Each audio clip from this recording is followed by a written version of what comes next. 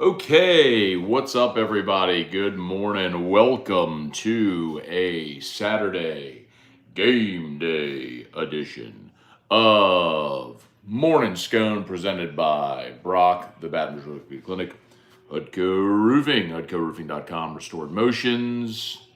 Speaking of which, I gotta go see Crystal Poche. Back's tightening up on me again. RestoredMotions.com and ProCharge EV. ProChargeEV.com. All right, y'all. Game day, LSU at Missouri. Tigers. I'm not sure if y'all followed the line this week, but opened with LSU 6.5, got bet all the way down to 4 as Missouri money came in. The prognosticators just baited the hook, man. Just baited the hook. And all the doofuses bet Missouri, bet it down to 4. And all the sharps came in and bought it at a discount. They bought it back up to 6. So I like LSU today. I like LSU to win and to cover. I like LSU by more than a touchdown. So said it all week. I think you're going to see a lot of points. I don't think like the defense is going to find itself and all of a sudden be awesome.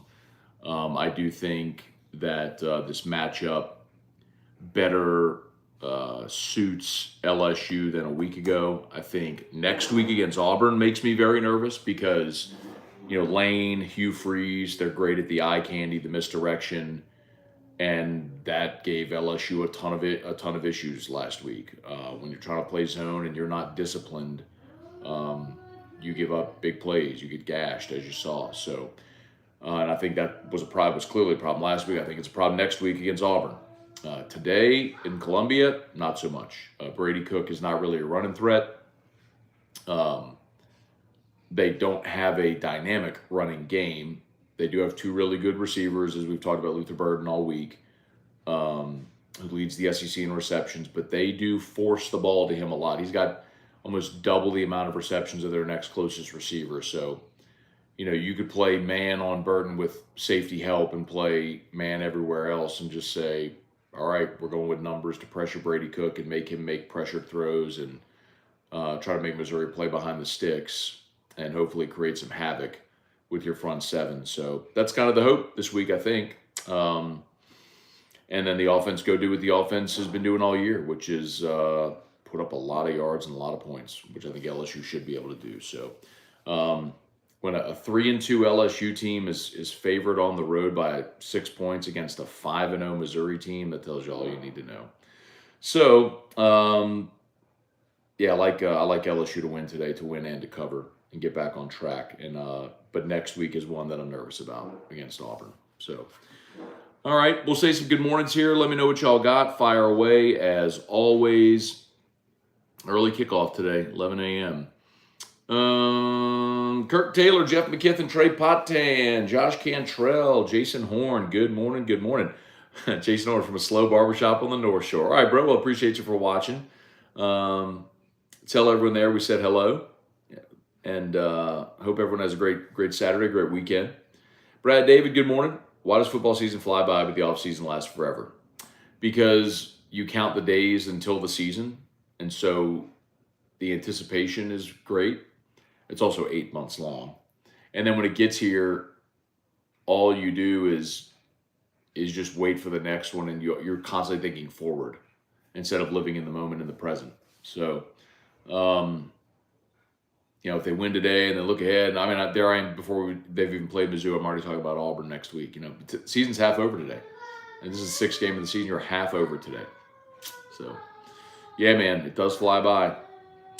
Tim Gotro, what's up? Tiger Diver, good morning. Who we betting today? So, boys had a pretty good start to the week already, man. We had Jacksonville State on Wednesday, that hit. Had the over on Thursday Night Football, that hit. If you were listening to Phil Steele yesterday, he gave you Oklahoma State last night and said, watch out for the outright win, but definitely take the 11.5. Oklahoma State beats Kansas State last night outright in Stillwater, so really good start. Let's see. I'll tell you a few others that I have. I do have Texas covering the 5. Now, for whatever it's worth, that is there's 2 plays that I have today that are kind of going against history.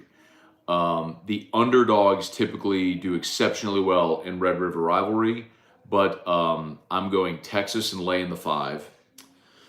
UCLA is an auto play for me because anytime, this is an old betting angle that I've learned from Jimmy over the years, when you have an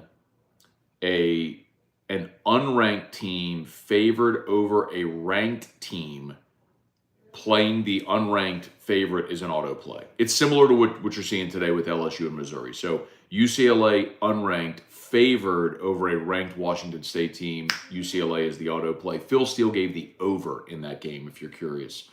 I do like A&M. I'll take the points with the Aggies today. I think they win the game, but I'll take the 2. I like North Carolina. I'll lay the 9.5 against Syracuse. I'm scrolling through real quick to see what else I've got. I'm just looking at the schedule because my app is on the phone, my DraftKings app. I did not make a play on Colorado, Arizona State, although laying the 3.5 is enticing. I like Georgia to cover. Now, this is my other play that's a little against the norm. The one is the Red River rivalry, laying the points with Texas. I'm also laying the 14 with Georgia. So Georgia as a home favorite almost never covers.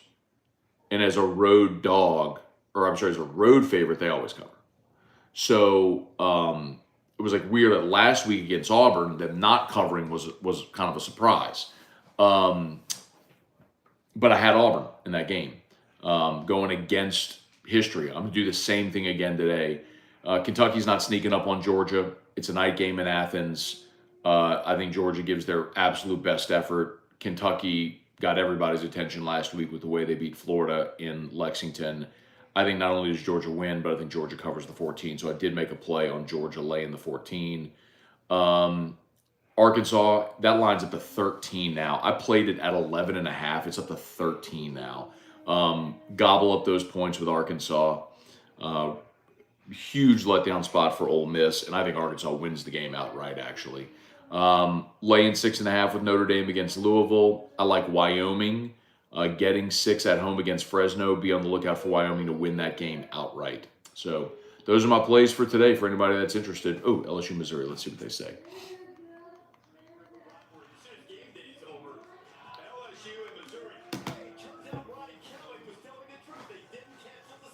All right. Let's go. They're not talking about them. LSU's at the stadium. All right. So let's see. Wendell Norman, Joseph Lee, mentally preparing myself for a loss so I'm not in sorrow for another week. Hopefully I'm surprised and happy. I think we're going to be all right. I think really it's more of a question of do you just want to win or do you care how it looks? Because I think LSU is going to win. They're still going to give up yards and points. But I do think LSU is going to win the game today, and they're going to cover the 6. Alan Holk, LSU grad, grew up in Chicago. We need a Dick Butkus, R.I.P. Trivia Carter, Guy Brooks, happy football Saturday. Looking for a bounce-back victory in Como. I think they get it. Spurge, good morning. Michael Hoffman, good morning. Stoned Musso, good morning. We're in beautiful Columbus, pulling for the Bayou Bengals. Mizzou fans already talking that mess. I guess you mean Columbia, not Columbus, but Columbia, Missouri.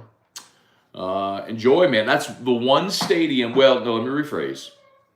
I have not been to Fayetteville. I've been to too many games in Little Rock, but have not been to the campus in Fayetteville. So Fayetteville and Columbia, Missouri are the only 2 places I haven't been in the SEC. So this would have been a good opportunity to go. But anyway. Ross Meir, Vegas pulse sheet selections for those who bet. Okay.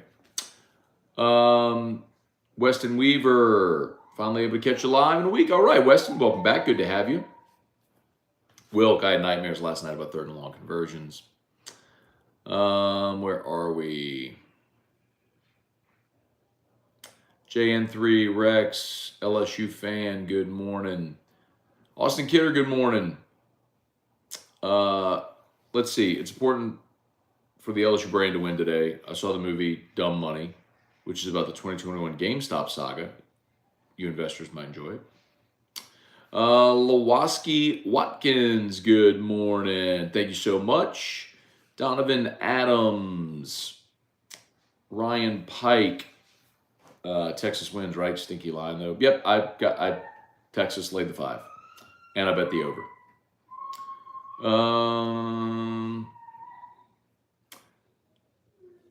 LSU fan taking the family out today. Hopefully LSU can get it done. The defense doesn't get smoked. Good morning, Jesse Brown. Where are we? Sorry. Let's see. Do you think it's a good idea to put a young receiver in for Lacey due to drops? Well, it's a good question, but here's what I would say. Lacey had struggled with drops early in the year, and they did replace him. And Chris Hilton kind of took his spot, and Chris played well. Last week, Chris had a drop on the second offensive play of the deep ball that was open. I mean, Jaden put it in the breadbasket. Should have been a touchdown on the second play. And then got his hand on the ball at the end of the game. Tough play, obviously. But you got your hands on it. And we saw Shelton Sampson against Grambling, and he had a couple of drops in that game. So, I think you know who your pass catchers are. You've got Malik and Brian Thomas. They trust Mason Taylor. They'll certainly throw it to the backside of the backfield as well. But I think your number 3, I think you continue to see Lacey and Hilton as next there.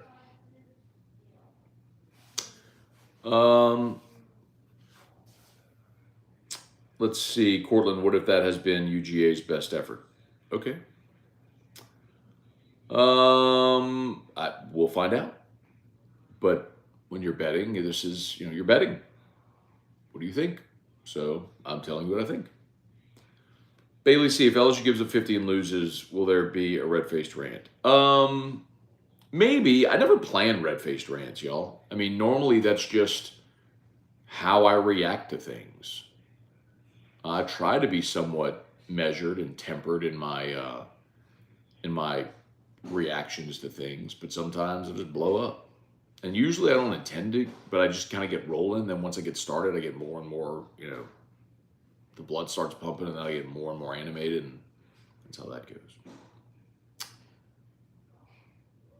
Hunter Broadhead, all right, on Texas Today. Lucy B, good morning.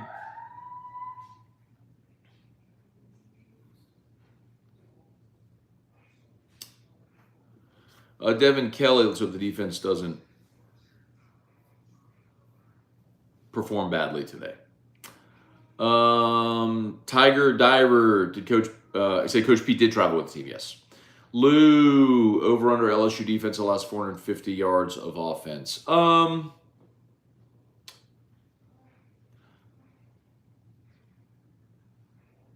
think that's probably a good number.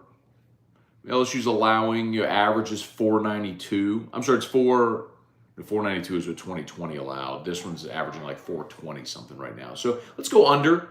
Let's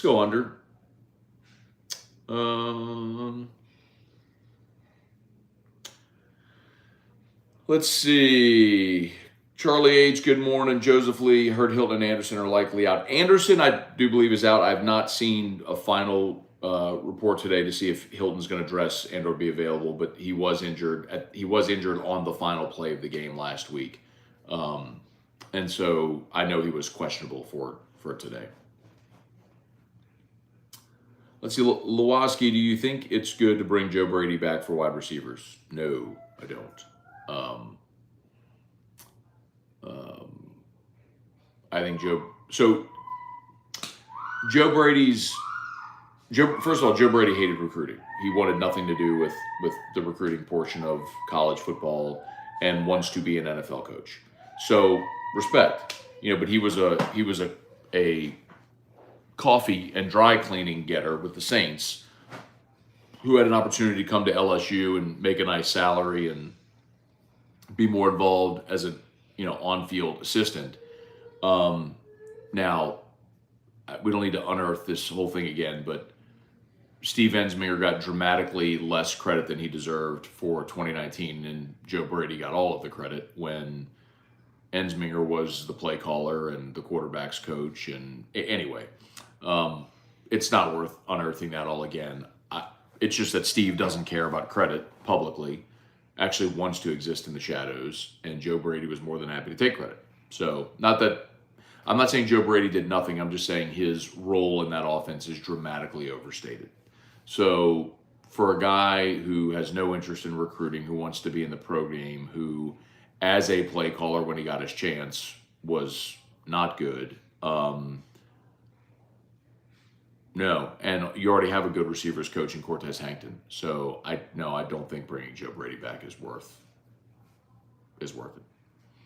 Make defense great again. Matt, did you ever text with Coach Pete this week? Do you have any inside info on what they fixed other than 4 alignment and alignment issues?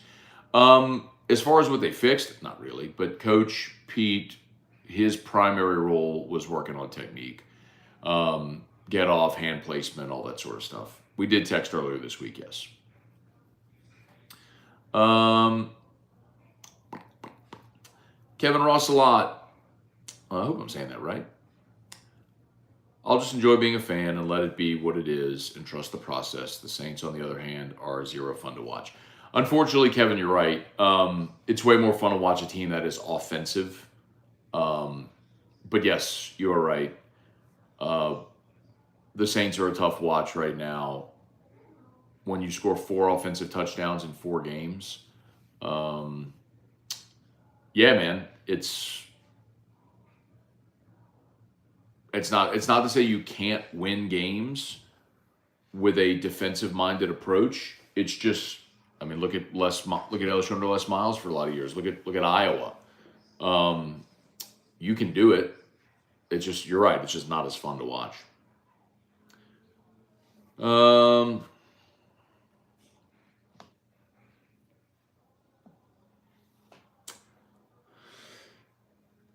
Let's see, Devin, what's with all the loading on defense? Heard on Hunt's show that someone tracked how many players, loafed.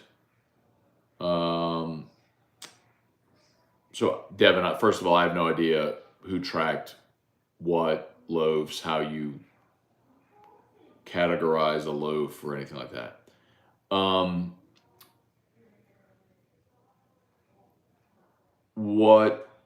Let's see, what do I want to say?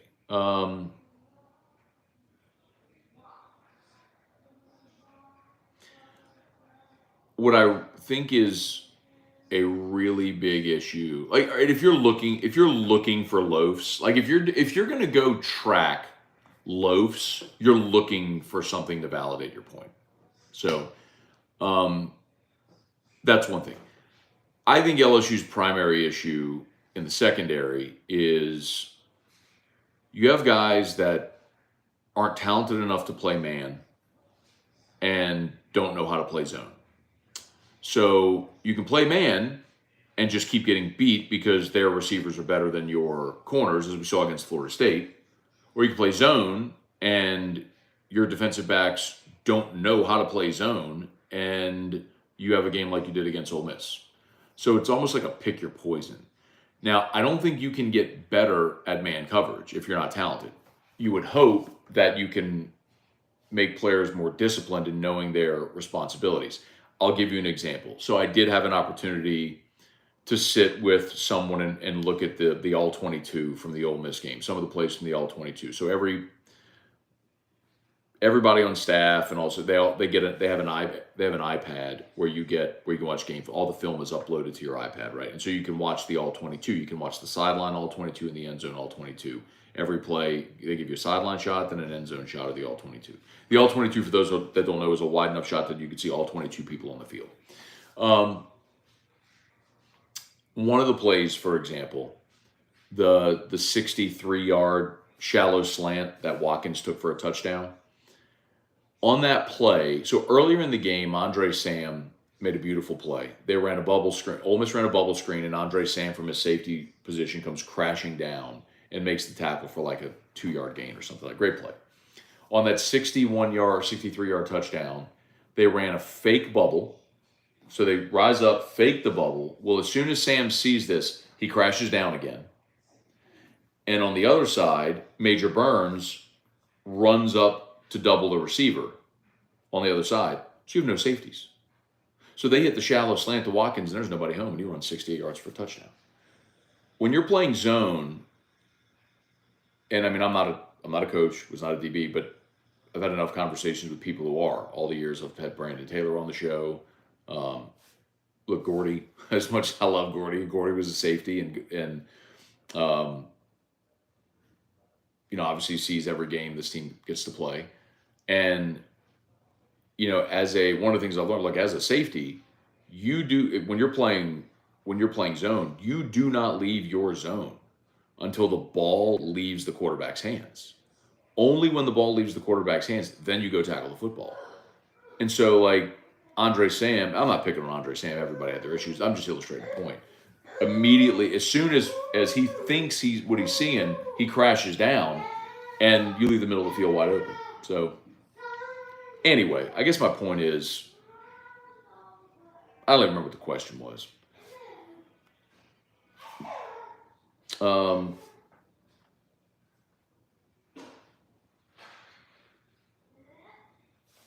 It was about loafs.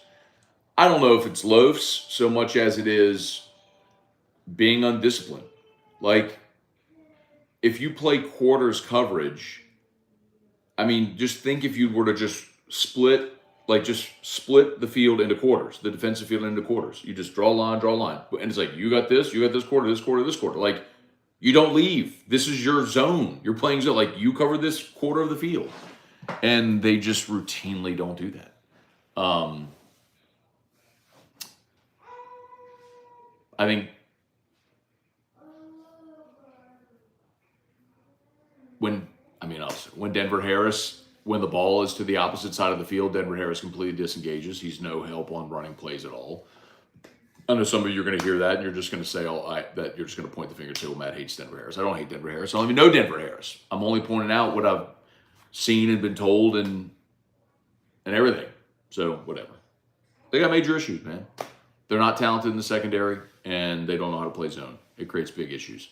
I don't think you can get more talented, but you can get more disciplined at zone coverage, and hopefully they do that today. Charlie H. Scone, if LSU has the lead by the end of the third, do you think they will see Nuss in the game? By the way, McAfee is taking Mizzou with the points. McAfee can take Mizzou with the points. He's like all the others that hook baited. And I'm curious, Charlie, like, are you just trolling about Nuss in the game? Like, are you serious? Do you think we'll see Nussmeier? Like, why? Charlie, I guess you're just trolling. But at this point, I am legitimately floored that anybody is asking about Garrett Nussmeier. I think you're probably just joking. I think you are. But anybody asking right now about Garrett Nussmeier, like, why? I'm like, this goes back to the point the season opener against Florida State on Whiskey and Wine I made when some of y'all were complaining about Jaden Daniels. And I said, look, I told T-Bob, I said, T, I'm not getting emotional about this year. I mean, it's just, people have made up their mind. The anti-Jaden people are going to be anti-Jaden no matter what he does. And if you are still, after last week, if you have anything negative to say about Jaden Daniels, then, like, he could walk on water. He could raise the dead, and you would find something wrong with what he's doing. So I just don't really care. Bubba Smith, Kelly Gross, Robert Anderson, good morning. Hey, Robert, hope you're doing good, man. Douglas Duhan, Daryl Fontenot, Craig Duga, Oklahoma going to beat Texas because Texas going Texas. I disagree with you, Craig. I think Texas wins and covers. Tony Williams, Craig Duga, A&M going down because Texas 8-4, maybe. And I'll tell you, I have A&M in the game to win it outright, but I also think I want A&M to win the game because LSU gets A&M in Baton Rouge. You got to go to Bama, so I would love to have Bama have an L.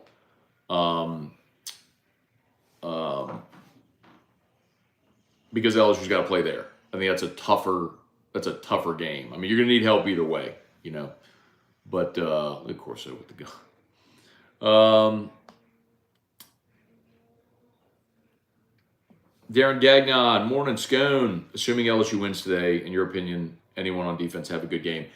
So here's my opinion of what they're going to do today, Darren, defensively. And I think this was obviously a big part of bringing in Pete Jenkins. And I don't know that Pete Jenkins, I don't think all of a sudden, what did Brian Kelly say on his radio show? We're not going to be the 86 Bears, meant the 85 Bears, but whatever.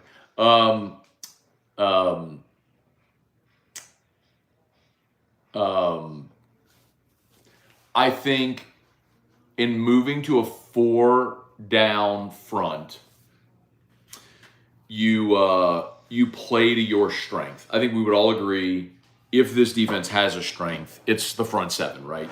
I mean, Mason Smith and Mekhi Wingo and Savion Jones and Deshaun Womack and Agofu and Swinson and Perkins and Weeks and Spates and Penn, that's your defensive strength. I'm not saying it's great, but you're better in your front seven than you've played. And so playing a true four-man front, I think, first of all, it's going to allow you to get Sean Womack on the field. And I think what they're going to try to do is just wreck stuff at the line of scrimmage. I think they are going to try to put tremendous pressure on Brady Cook and make him uncomfortable because Brady Cook is not a running threat. On the season, he's got 35 rushes for 37 yards. He's got a bum knee. So whereas KJ Jefferson and Jackson Dart were true legit threats to beat you with their legs, I mean, how many times do we see Ole Miss run design draws for Jackson Dart? Brady Cook is not that. So I think LSU's plan is make him move, make him make pressured throws to help your secondary, which seems kind of obvious. And obviously it's easier said than done. You got to go execute it, but I think that's their plan today. So who has a good game? I would look at your interior defensive line. I would look at Mason Smith, Mekhi Wingo, Jordan Jefferson. Look at your interior defensive linemen. They should be guys today who are creating havoc. And if they're not, you probably got a problem. Clayton Knight, good morning. Kelly Presley, Jason Duplantis, good morning. Daryl Fatanu, can we combine the LSU offense and the Saints defense? Boo, it'd be really good, huh?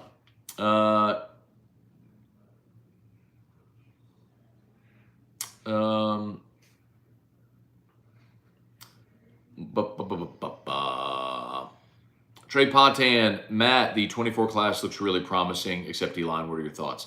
Well, remember, they went and signed a whole bunch of defensive line transfers this year who all have multiple years of eligibility. So you've got Jordan Jefferson back, and you signed Jalen Lee and Parrish Shand. And so, I mean, you've got now Mason Smith's going to be gone. Wingo obviously can come back for another year, but may go. I think, and then you could always hit the portal again if you need a supplement, but I think they've got good numbers on the defensive line right now. Let's see. Dalton Barnett, good morning. Cortland. Let's see. There were at least 3 touchdowns given up by straight screw-ups on the guys in the field. The players have to get better. They have to use proper tackling techniques. Tackling is another big part of it, too. I mean, 2 of the plays we talked about in particular. One last week where the Ulysses Bentley 43-yard touchdown run, Greg Penn, I mean, you had played it perfectly. Greg Penn steps up in the hole, he fills the gap and meets the running back right there and whiffs on the tackle, and the guy scores. I mean, make the tackle. And then, when you're up 9 and it's 3rd and 11 and they complete a 5-yard pass and Denver Harris is right there, and then Denver Harris goes high, misses the tackle, the kid runs for 35 yards. Make the tackle. You're off the field. So, anyway, yeah. You got to tackle better, got to be more disciplined in the secondary. Again, I'm not telling you that this team is ever going to be a top 10, top 20 defense, but small things like tackling and being more disciplined when you're in zone coverage will make this defense better. Those are things that are fixable. So that my point is those things are fixable. See if they fix them. Bo Revere, good morning. Ryan Pike, what do you think? Who do you think will be portal casualties this offseason? Wide receiver room has a lot of mouths to feed. Yeah, I mean, you're always going to lose players in the portal. I'm not dodging the question, Ryan. My mind isn't really there right now, quite honestly. So, address that one when it comes. Let's see, Lewoski, where would Perkins, Spates, and Weeks fit in the outside linebacker position in the 4-3 defense? Would Perkins and Weeks play weak side, Spates play the strong side? That's a good question. My guess is that they would go, it would less affect the linebackers. I would guess they would go nickel. And you would keep Perkins in sort of the nickel Sam role. And so you'd probably have Spates and Penn on the field. We all want to see Weeks, and I hope they play Weeks more. But I think Baker has got his dog. Dwight Lewis, good morning, Matt. How do you feel about Brian Kelly being hesitant to play true freshman? I don't think he's hesitant to play true freshman. We've seen Ashton Stamps. Ashton Stamps started against Ole Miss at corner. We've seen Whit Weeks start, obviously. Last year, you started 2 true freshmen at offensive tackle. So I don't think he has a problem. I think you're going to start to see more of Ryan Yates. I'll tell you what, that's who I want to see today. Let's put a big spot shadow on 21 today. I have no idea. I have no idea if he's going to play, going to start, what they're going to do. But put a big spot shadow on 21 because Ryan Yates, I think, physically is your best safety. I don't think he is. Ryan Yates is physically your best safety. So if Ryan Yates is physically your best safety, but he's a freshman, do you put him out there and let him grow in the position? I mean, the thing that we've talked a lot about, y'all, is we've obviously talked a ton about Greg Brooks, and it's totally worth noting that Greg Brooks is. This is funny. They're doing this. Jess Sims and Baker are walking and talking. Those people are trying to get pictures. They're doing selfies with him. We've obviously talked a lot about Greg Brooks, and I think everyone understands the Greg Brooks, the real life situation is dramatically more important than football. Period.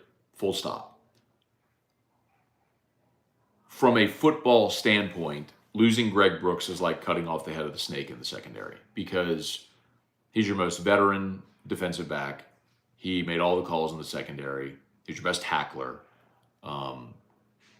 When they put Greg Brooks in the nickel role a year ago, it really solidified that defense. And you noticed a dramatic difference when Brooks came off the field and Sage Ryan went on in the nickel role last year.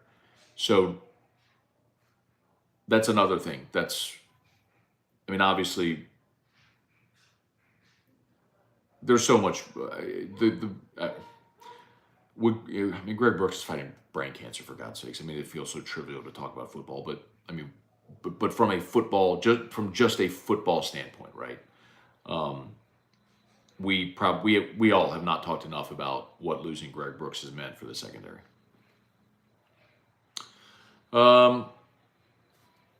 Okay, Kevin is Rossolo. Got it. Kevin Rossolo. Rossolo.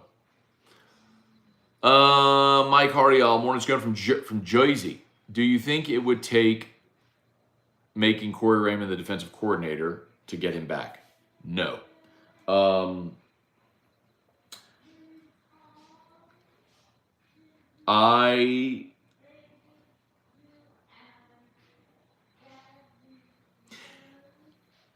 And after talking about this this week, talking about LSU, hang on.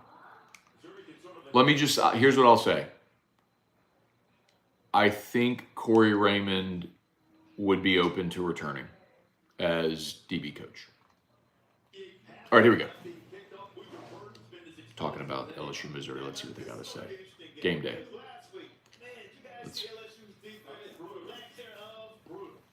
Brutal.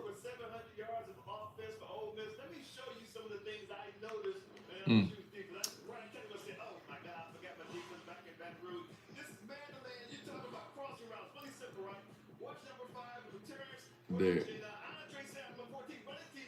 Oh, God. There's the missed tackle by Penn. Make the tackle, it's no gain. And then Andre Sam takes a bad angle, and Ulysses Bentley is gone. Because Andre Sam is a 4'8" guy playing safety at LSU.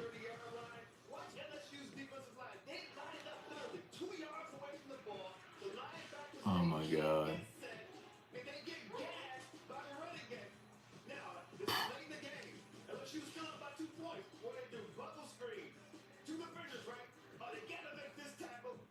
Oh.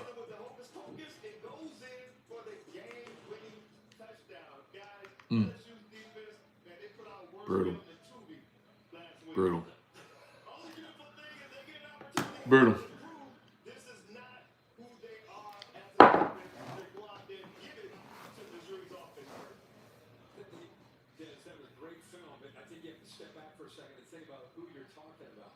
Maybe the most prideful group of traditional defense that we have in college football. LSU prides themselves. Talk to any of their alums. They won the game. They'd rather win 10-6 than 44-41 because they love defense, and that had to destroy this team's confidence. Now, what was their week like? Y'all watching? The question to me in this whole game is, can Brady Are y'all watching? score with Jane Daniels? Because Jane Daniels is going to get this LSU team to 40 points.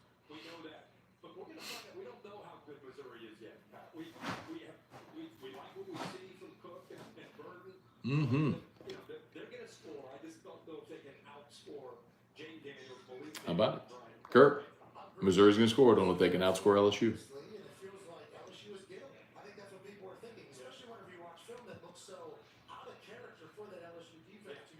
Mm. What Jaden Daniels, Neighbors, and Thomas are doing on offense is hanging numbers. And Mizzou's defense gives up 260 passing yards a game. It feels like LSU's strength is taking on Mizzou's weakness, and I think LSU's defense is going to answer. I assume there were some rough conversations this week. Who, I think this one could get ugly. And Des, where's Harold Perkins? That's a good question. I would play cover 2, cover 3, as base as you can be, and put number 4 on the edge and just run as fast as you can to the quarterback.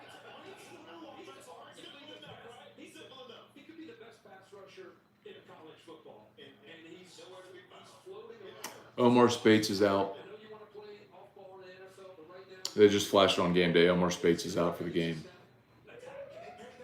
So that means you'll see Whit Weeks.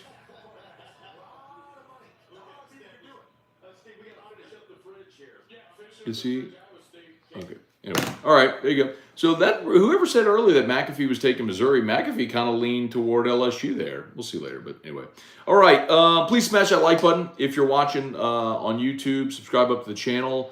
Facebook, please like the Matt Moscona page. Share the post. We appreciate y'all as always. Cliff Nelson, good morning. On the road back from Houston, Colby says hi. Tell her I said hello.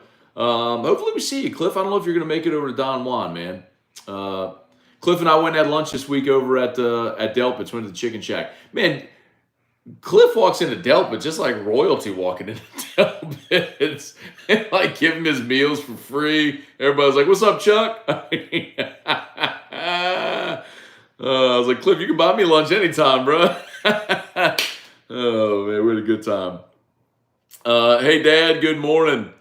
Let's see. Lost my spot. Sorry, y'all. The comments refreshed. Let me scroll back. Ooh. Whoa. Apollo Balboa, 1985. Been a minute. Let's see. LSU's favored on the road against Ole Miss. Lost. Why are they still favored against Missouri on the road? Apollo Balboa. It's the comment I've made all week long. Because they're better than Missouri. And they're going to win this game. And they're going to cover the point spread. It's... Your question right there is exactly why when the odds makers put that out, I've said this all week. And I get not everybody's a sports bettor and doesn't pay attention to sports gambling. And I get it. It's cool. You don't have to be.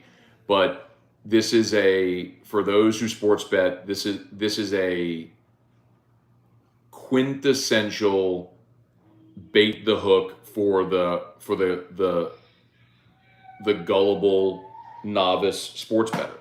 You look at that game, that line, you go, well, LSU went on the road and gave up 700 yards and the defense stinks and now they got to go on the road and Missouri's undefeated and they're ranked and it's going to be a sellout. And like, why isn't Missouri favored in this game? Missouri's getting a touchdown. I'll put money on Missouri. But the odds makers are telling you Missouri is kind of a hollow 5-0. Their defense isn't great. Don't have much of a running game. Got a couple of good receivers for sure. And LSU should win this game and cover. Phil Steele said yesterday, had LSU beaten Ole Miss, the line actually would have been closer to 8.5. But because they lost, they had to put it below a touchdown. It was just below a touchdown at 6.5 where it opened. And you know what happened? All of the gullible people went and dumped money. The public went and dumped money on Missouri, brought the line all the way down to 4. And what happened? All of the sharp bettors, the professional bettors, came in and bought the discount and bought it back up to 6 today. So that's why. Why is LSU favored? Because they're better and they're going to win and they're going to cover. Last week the line was right. I mean, it was going to be a high scoring game, and it was going to feel like whoever had the ball last would win, and that's what it was. Now, I didn't think we'd see 55-49, but I picked it last week 38-34. I thought we were going to see a game in the mid-upper 30s. Cortland, Matt, at this point, since we are giving up big plays on, like I said, short, high percentage passes, I'd just take the risk that they go over the top and make them complete the harder pass. Just because you play man doesn't mean they still wouldn't go with shorter passes. And if you don't tackle, if they complete it and you don't tackle, they gone. You have no help. Let's see.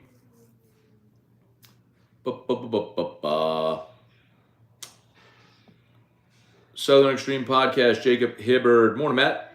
Is LSU behind on NIL because boosters aren't fully engaged, or are they not as rich you couldn't compete anyway? A big part of it, so it's kind of yes and yes. There are wealthy boosters at LSU, make no mistake, to where you could compete. You don't have a billionaire's row or anything like that. But the thing that I've pointed out for the last 2 years, y'all, and sometimes I'll keep saying it over and over again, but it won't really resonate until it does. I'll keep saying it, and then it's been an expensive couple of years. You had to raise $17 million to buy out Ed Ogeron. You had to raise $100 million to commit to Brian Kelly. You had to pay Nikki Fargas to go away. Then you had to find $2.5 million a year for Kim Mulkey, which is now $3.5 million a year for Kim Mulkey. You're gonna have to break off Jay Johnson. LSU's roster of donors isn't as deep as other places. And when you keep going to the same people over and over again, eventually they're going to, the tree's going to stop bearing fruit. You know what I mean? The difference with places like Florida State, for example, is Florida State's a tradition-rich program that hadn't won in a while. And so they are motivated, man. They're boosted. What do you need? What do you need? Oh, we can win? They're tasting it again. So that's kind of the big difference right now. So could LSU compete? Absolutely. Absolutely. But when will LSU really be able to mobilize its donors to really get done in the collective what they need to get done?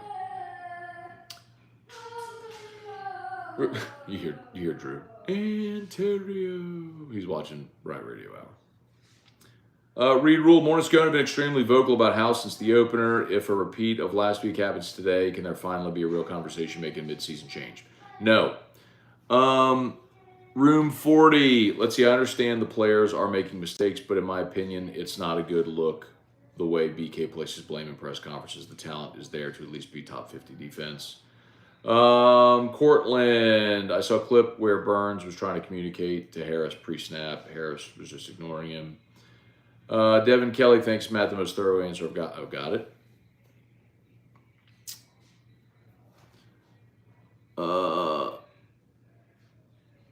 Joseph Lee, if anybody's serious about Nuss, they should be blocked. It's funny. Man, somebody's been telling you all about Jaden Daniels for 2 years now. Jaden is so good this year. Jaden was also so good last year. He accounted for 70% of your offense. Most people just couldn't get out of their head that they wanted someone other than him. They wanted Miles Brennan or Nussmeier. And people completely allowed that to cloud their ability to see the fact that without Jaden Daniels last year, you're probably a 6 or 7 win football team. Let's see.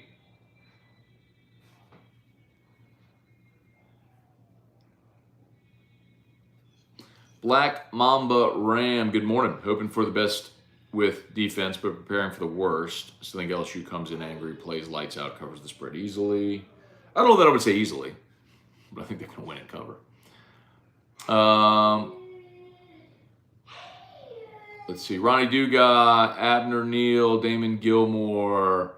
What are the plays? Damon went through my plays at the beginning of the show today, so if you want to scroll back, you can see them all there. If Coach Pete fixes this defense, he should run for president.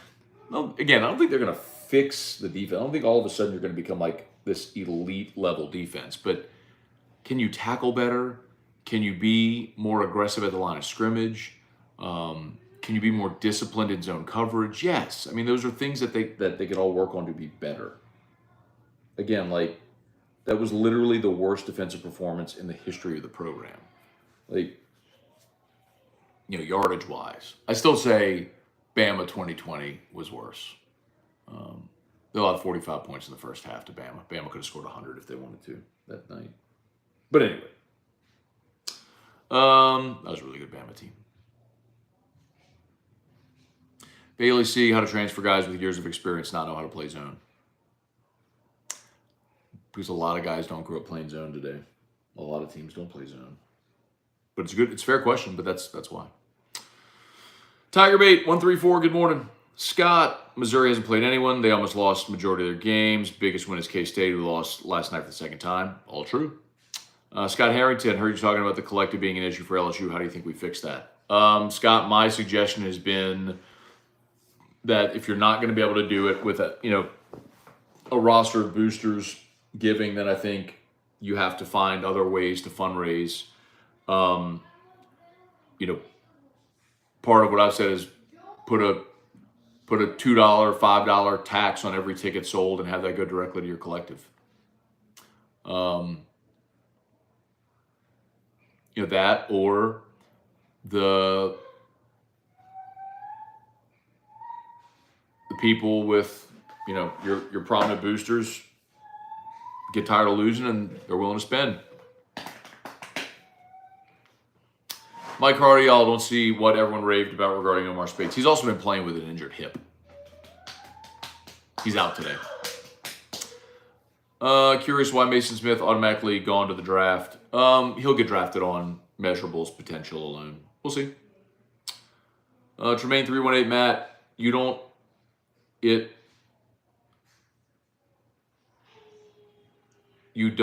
on AFR. Why do you smack your lips so much on the show? Just curious. I don't know. Didn't know I was doing it. Sorry. Maybe because I'm drinking coffee? Like that? I don't know. I also sleep with that hostage tape on. So maybe it's because I have glue on my mouth. So my mouth is sticking together. I don't know.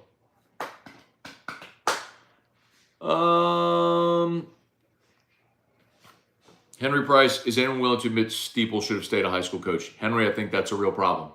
I think Steeples was brought in part due to recruiting. Remember, he was Makai Wingo's high school coach. He kind of helped get Mac Markway here as well.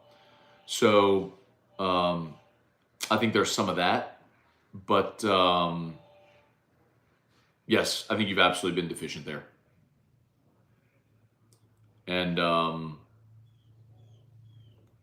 I would not be opposed at all to seeing Kerry Cooks and Robert Steeples replaced if you could get Corey Raymond back. And I think that there is I'll put it to you this way. I think if Brian Kelly made that call, that Corey would come back. For whatever it's worth. Okay. Erica's going to Houston today. One of Drew's nurses, his primary nighttime nurse, Lolita, retired. I think we did the math at some point, and Lolita took care of Drew. Drew was in the hospital for 213 days, and Lolita was his nighttime nurse. I think 180 some odd of those 213 days. So she basically worked like 6 nights a week for 7 months to take care of Drew. I was telling about Lolita. And so Lolita retired. They're having a retirement party, and Erica's going to Houston for it today. I would love to go, but I have to work today. But so Erica's going to drive, and her mom are going to drive over to Houston for the retirement party. Special lady. Like, and still to this day drives here every year with some of the other nurses for Drew's birthday party. Still comes every year for his birthday party. We call her Mimi Lolita because Erica's mom is Mimi, and so we called her Mimi Lolita. So Mimi Lolita retired. That is Texas Children's Hospital's loss for sure. The high Calvinist Wesley Roberts. How come when the coaches knew the secondary sucks, they did not go to a 4-3 to attack the line of scrimmage more? How does $10 million coach not know this? Well, sometimes it's not as easy as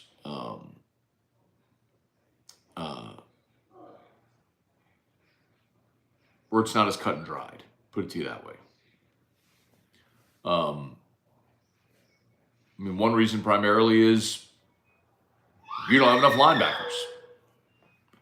And especially today, you got no space. So if you're going to run a 4-3, you'll have Penn, Weeks. Who else? West Weeks is next.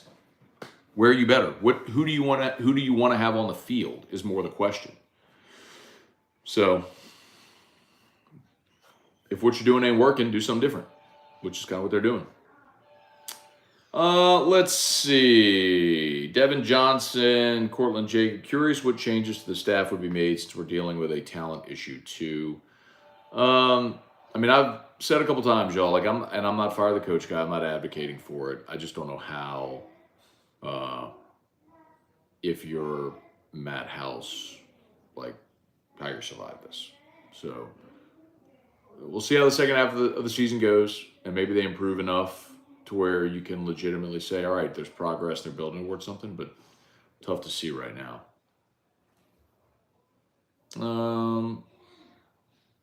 Barry Johnson, we need to hear what Matt is saying while not saying it, but is clearly saying it. Let's go get Corey Raymond back.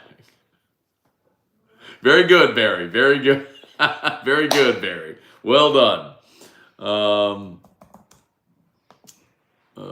Man. Hello. Ooh, Mimi's here. Mimi's House of Pain. On the road today to Houston. Dropping the people's elbow all over Drew's head. What you gonna do when Mimi runs wild on you? Where are we? Drew! Oh, he was going toward the door. I need to make sure you don't go outside. Let's see. YouTube, please smash that like button if you would. Facebook, please like the Matt Moscona page, share the post. Jordan Smith, good morning. Tim Forche, Steve Menard, hoping for a bounce back today. Agree with you about NIL. Are there restrictions for corporations to be involved with NIL contributions? No. Richard Dukin, driving to the stadium now. Crisp 50 degrees. Nice. Excellent.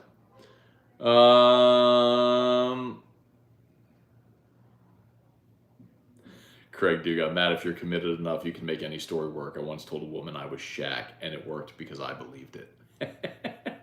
It's so stupid. What time is it? It's 9:54. Okay. Where are we? Oh, man. I kind of lost my spot there, y'all. Apologies. Read rule, I smashed the like button harder than I smashed the over 64.5 today. Oh, man. Let's see about, sorry. Wilk, what's up? Joe Wheeler. What about Moffitt?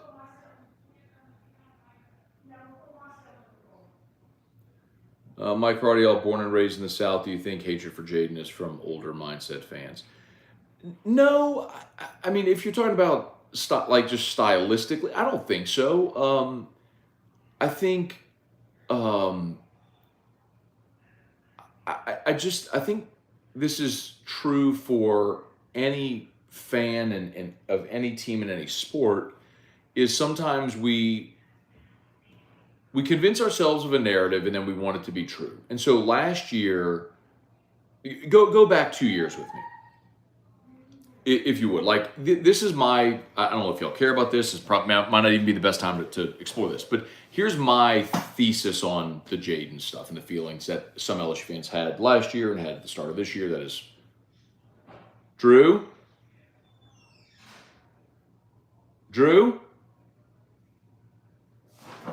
Hang on, sorry, I think I might walk outside. Hey, bud. Never mind. That was Tommy. Never mind.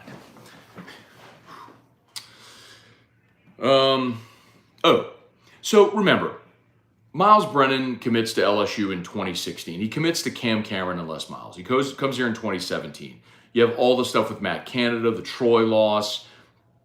Brennan takes one for the team in red shirts in 2018 to preserve a year of eligibility and sort of help reset the quarterback room. Then he waits behind Joe Burrow. While so many people would leave, he stays. And then 2020 is going to be his year to start. Well, then COVID happens, and then he has the injury at Missouri, and everybody's really bummed for him.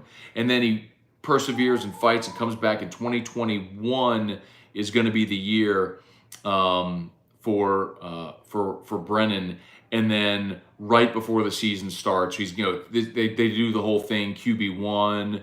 LSU's putting out all the content around Brennan. 2021 is finally going to be his year.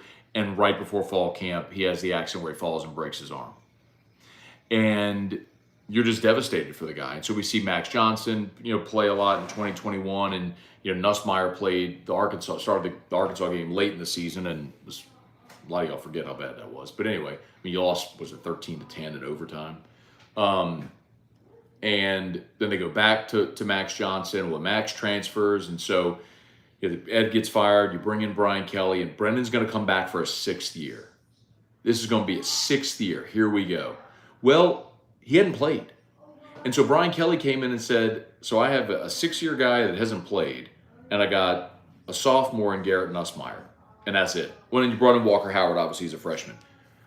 There's a guy in the portal who started 40 games in his career. Let me go get that guy who's a dual threat guy, really athletic, started a bunch of games, has been really good at times. Let me get that guy and bring him in to compete. And the thing I told y'all then was they didn't bring him here to not start. But I think Brennan was such a sympathetic figure that people wanted it to be Brennan last year. It was very obvious it was not going to be. And Brennan obviously retired from football. And so then I think there was just this lack of knowledge of who Jaden Daniels was. You kind of wanted the guy you had recruited, Nussmeier, to be the guy. And ultimately, Jaden's ability to protect the football, which Nussmeier never does, and his ability to run and pass is what got your offense going at all a year ago. So, you were what you were because that guy was as good as he was. Could he be better? Of course, you're seeing it this year.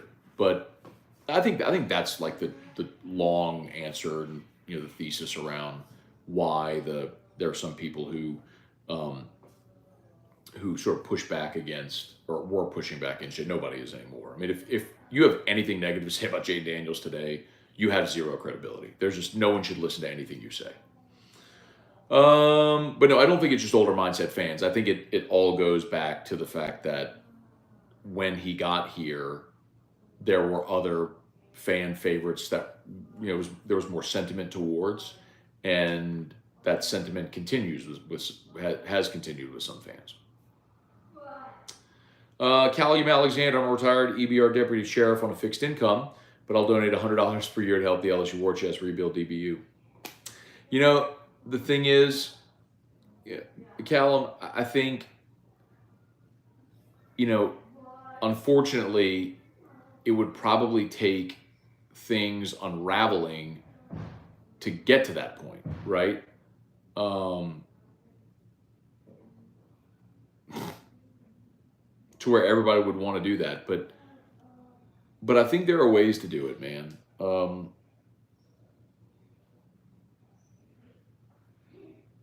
And you know, again, I'll continue to say the one real biggest advantage that LSU has and will continue to have is the fact that you have a talent-rich state where kids want to go to LSU.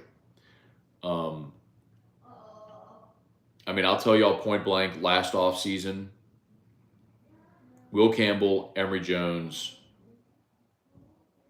they were pursued. They were tampered with. They were not in the portal, and teams, representatives to whatever, reached out to try to get them to leave LSU. And they wouldn't. They want to be at LSU. That's the advantage of the dirt. Those dudes want to play for LSU. Now, it's not going to be everybody. I mean, you've lost some players that you really wanted.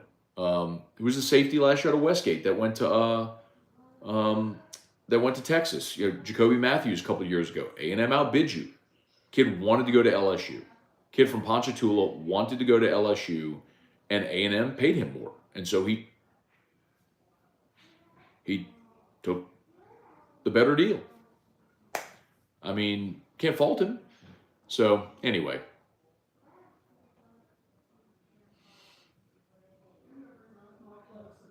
Fowler. Anyway. Let's see. Let's see. Ace Ventura. I like your shirt, Matt. Unfortunately, can't say the same about you. All good, man. I love you, though, Ace Ventura. Love the movie. It's fantastic. Still quoted to this day. Mad respect. Jed Neal. Let's see. Might be just about done, y'all. Malzahn was hired to get Mitch Mustang to Arkansas. You remember that? Boy, Arkansas thought Mitch Mustang was going to be the thing that just catapulted them into the stratosphere. For those who don't, Mitch Mustang was like this legendary high school quarterback in Arkansas, and Malzahn was his high school coach. And so Arkansas hired Malzahn on staff to get Mustang, which they did, and Mustang never amounted to anything. I think he ended up transferring. Did Mustang transfer? Where did Mustang transfer to? Mitch Mustang ended up transferring to, did he go to Southern Cal? Let's see. No, did he? He did go to Southern Cal. So Arkansas in 06 and then went to Southern Cal. 27 to 2010, yep.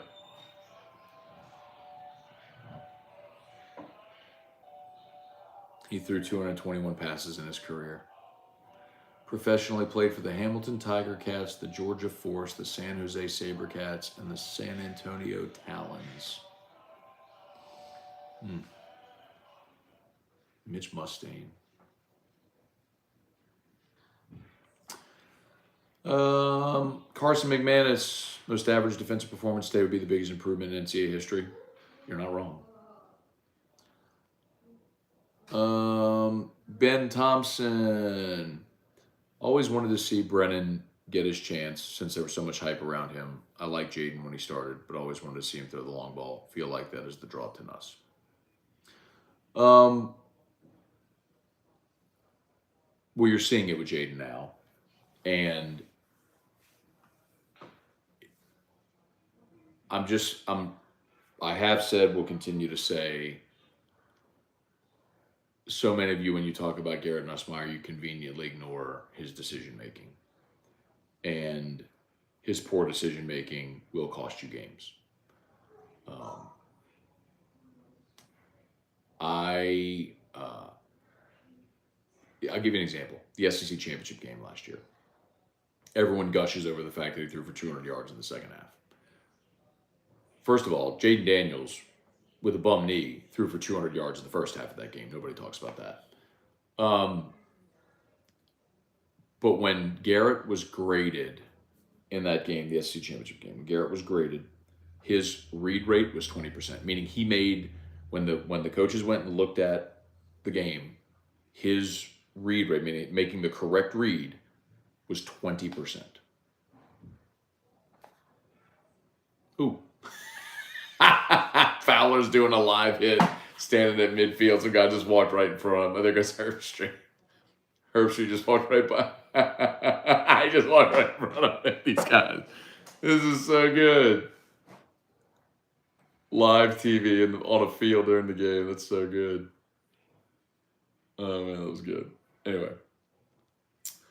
Let's see. Stone Musso, what happens when Tulane becomes Power 5 during realignment? They won't. There's no value in Tulane.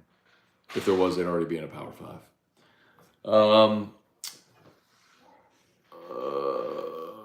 Let's see.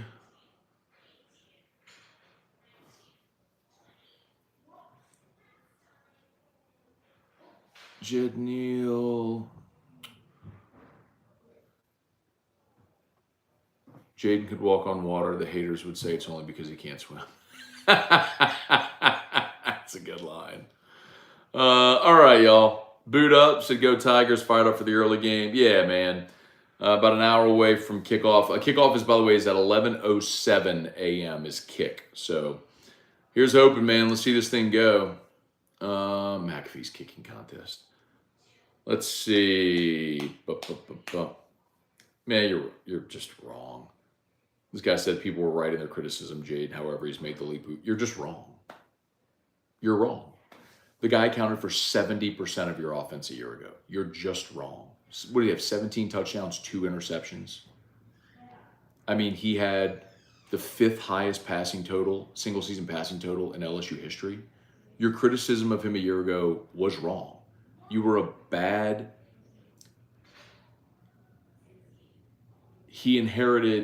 Brian Kelly inherited a terrible situation. You brought in a quarterback where you had no offensive line. You had no offensive line. Your best offensive player, Kayshon Boutte, was a virtual no-show for the entire season. Like, your best running back was Josh Williams. Respect, but a former walk-on. And just look at the contrast with Josh right now and a real SEC running back in Logan Diggs. Again, respect to Josh Williams. I think he's played really a solid guy, but you're just wrong. I mean, the guy had one of the single greatest seasons in LSU history a year ago, but you found something to criticize despite beating Bama, winning 10 games, winning the West. Anyway, okay, I gotta go. Did he make it? Oh, it was short. Oh my God, it was short. It's a good kick. High end over end, and he just left it. Oh, it went right under the crossbar. Oh, man.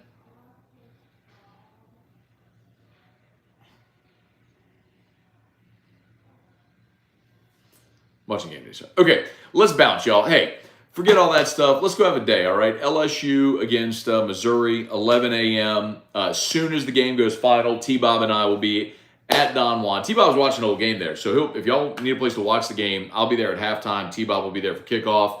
Watch LSU beat Missouri. And then we'll talk about it on Whiskey and Wine after. So as soon as the game goes final, fire up Whiskey and Wine. Y'all can join us at Don Juan, or if you can't join us at Don Juan, watch us on the Watch 104.5 ESPN YouTube or the 104.5 ESPN Facebook page. Y'all have a great day, and we'll see you. Go Tigers. Go Tigers. Peace. Peace. I'm out of here.